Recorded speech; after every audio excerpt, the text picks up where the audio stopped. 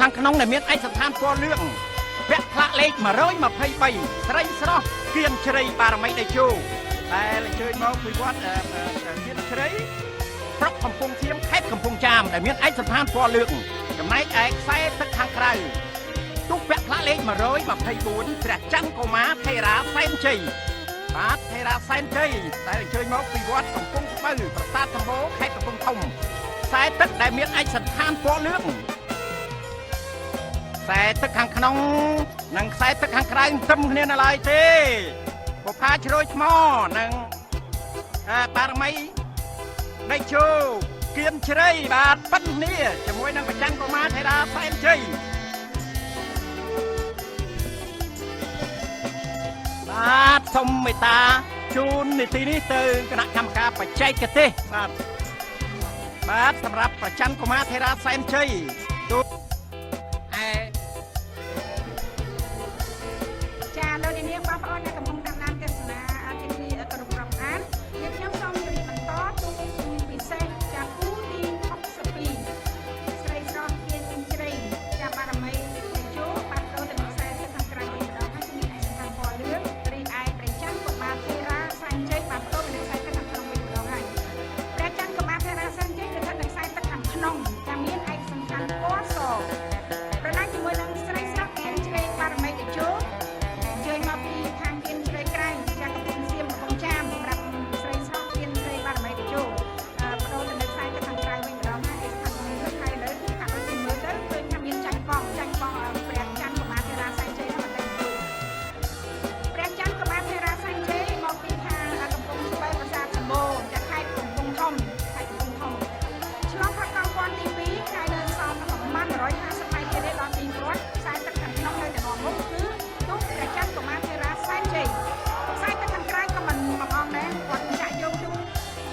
មកមិនគៀនជ្រៃបារមីតេជោចាស្រីស្រស់គៀនជ្រៃបារមីតេជោគាត់ខំដល់ដែរប៉ុន្តែអត់ទាន់ទេព្រោះថាទីព្រ័ត្របានមកដល់គូពិសេសចឹងហើយបាទសិតតែលឿនថេរាសែនជ័យងាកដល់ប្រែតចា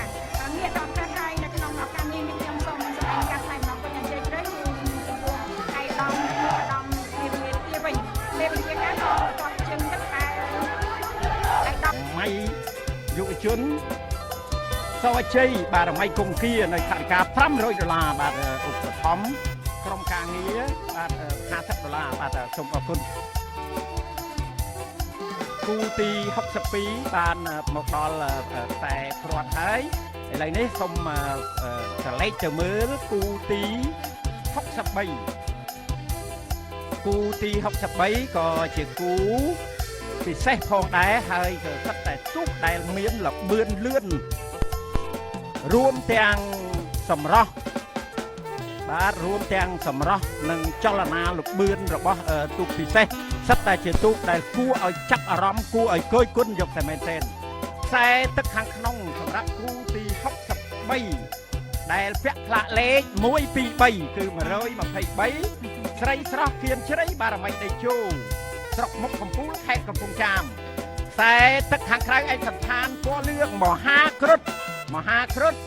គឺជាទូករបស់ខេត្តកំពង់ឃ្មុំដែលឧបត្ថម្ភដោយអាដាមទេសរដ្ឋមន្ត្រីជាសុផារ៉ាឯកសណ្ឋានពណ៌លឿងកំពុងតែមានព្រៀបជាងគូប្រកួតបាទមហាគ្រុឌនៅពេលនេះឃើញថាគ្រុឌមានរិទ្ធ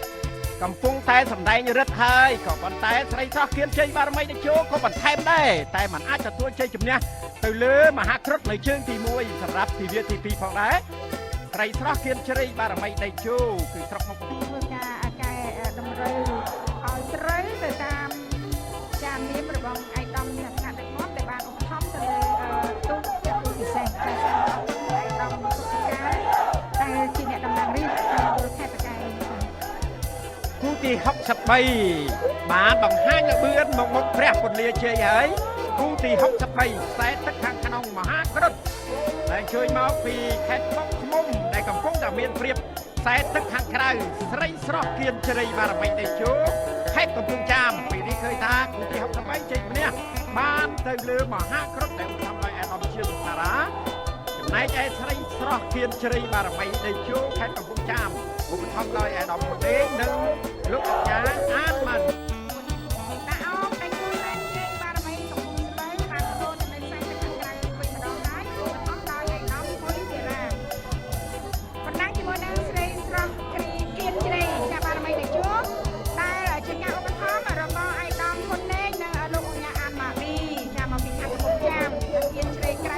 រៀងចាមស្រីស្រស់គៀនជ្រៃបារមីដែលចូលបដូរបលើខែទឹកខាងក្នុងកំពុងតែប្រតិបត្តិជាមួយនឹងតាអោបដែលចូលសែនជ័យបារមីកំពុងស្បិនព្រៀបពេលនេះឃើញថាបើហាប់ហានគ្នាជើងទី2ក៏អត់ទាន់អ្នកដៃទេណាអត់ទាន់អ្នកដៃទេចាវ៉ាចាក់យងទូព្រឹបប្រើ សោះល្អណាស់បាទ គឺនៅតែអង្គអាចនៅតែមួមុតអត់ទាន់អ្នកដៃនៅឡើយទេសម្រាប់បងប្អូនកីឡា បាទឆ្លងផុតកងពាន់ទី2លបឿននៅតែប៉ិនគ្នានៅតែប្រកិតគ្នាទាំងលបឿនហើយស្រស់ណាស់ចុងចវាបាទនៅពេលនេះទោះជាខ្យល់ធ្លាក់បន្តិចមកហើយលោកទឹកដូចជាក៏ប៉ុន្តែមិនអីទេបាទខ្សែទឹកក្នុងបាទ ចាប់ផ្ដើមលូនហើយចាប់ផ្ដើមដកខ្លួនហើយចាខ្សែទឹកខាងក្នុងស្រីស្រស់គៀនជ្រៃបារមីដូចជូរបស់ឯកឧត្តមហ៊ុនលេងនៅលោកអង្គការអានម៉ាឌី បាទទឹកទៅវិញទេបាទជើងទី1ក៏ចឹងដែរស្រីស្រស់គៀនជ្រៃបារមីដេជោកំពុងតាមបាទគឺទទួលជ័យជំនះតិចមិនខុសគ្នាប្រហែលទេសម្រាប់ជើងទី2